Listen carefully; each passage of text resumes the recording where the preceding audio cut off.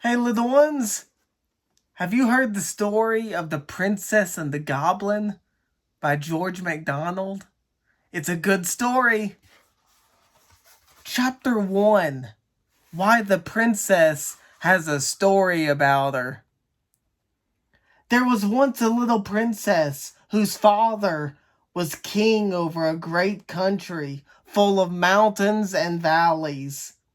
His palace was built upon one of the mountains and was very grand and beautiful. The princess, whose name was Irene, was born there.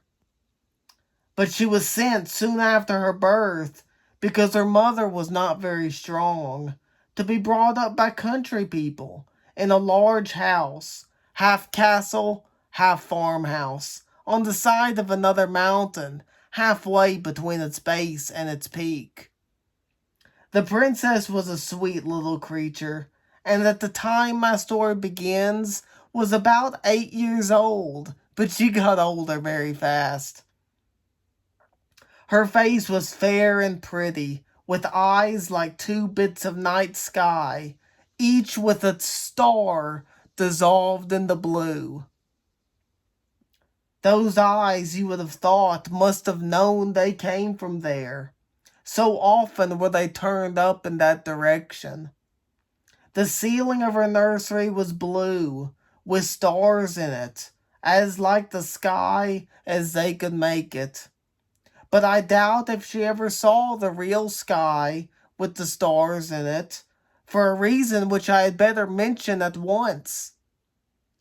These mountains were full of hollow places underneath, huge caverns and winding ways, some with water running through them, and some shining with all colors of the rainbow when a light was taken in. There would not have been much known about them had there not been mines there, great deep pits with long galleries and passages running off from them, which had been dug to get at the ore of which the mountains were full. In the course of digging, the miners came upon many of these natural caverns. A few of them had far-off openings out on the side of a mountain or into a ravine. Now in these subterranean caverns lived a strange race of beings, called by some gnomes, by some kobolds, by some goblins. There was a legend current in the country that at one time they lived above ground and were very like other people. But for some reason or other, concerning which there were different legendary theories, the king had laid what they thought too severe taxes upon them, or had required observances of them they did not like, or had begun to treat them with more severity in some way or other, and impose stricter laws. And the consequence was that they had all disappeared from the face of the country.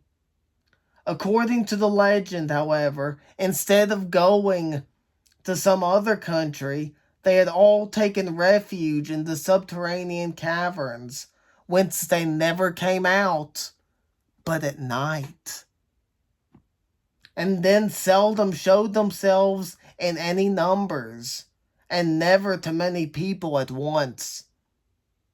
It was only in the least frequented and most difficult parts of the mountain that they were said to gather, even at night, in the open air. Those who had caught sight of any of them said that they had greatly altered in the course of generations, and no wonder, seeing they lived away from the sun in cold and wet and dark places. They were now not ordinarily ugly, but either absolutely hideous or ludicrously grotesque, both in face and form. There was no invention, they said, of the most lawless imagination expressed by pen or pencil that could surpass the extravagance of their appearance. But I suspect those who said so had mistaken some of their animal companions for the goblins themselves, of which more by and by.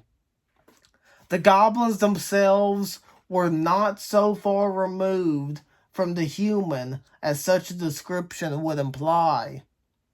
And as they grew misshapen in body, they had grown in knowledge and cleverness, and now were able to do things no mortal could see the possibility of. But as they grew in cunning, they grew in mischief, and their great delight was in every way they could think of to annoy the people who lived in the open-air story above them.